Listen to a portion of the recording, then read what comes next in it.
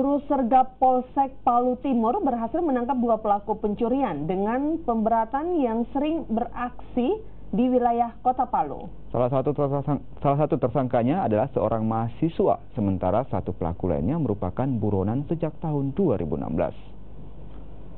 Kedua pelaku mengaku telah melakukan pencurian sejak tahun 2016 lalu. Salah satu pelaku merupakan buronan sejak tahun 2016, sementara satu pelaku lainnya masih terdaftar sebagai mahasiswa di Universitas Tadulako Palu. Selain itu, polisi juga menyita pahat dan senjata mainan yang digunakan untuk melakukan pencurian. Kini kedua pelaku masih menjalani pemeriksaan di kantor Polsek Palu Timur.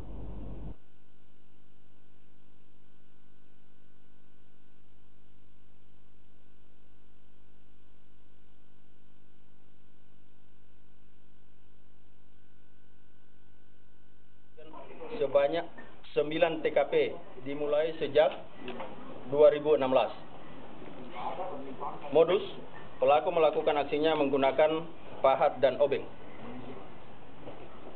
Motif, pelaku melakukan aksinya karena ekonomi dan adanya kesempatan pelaku untuk melakukan aksinya.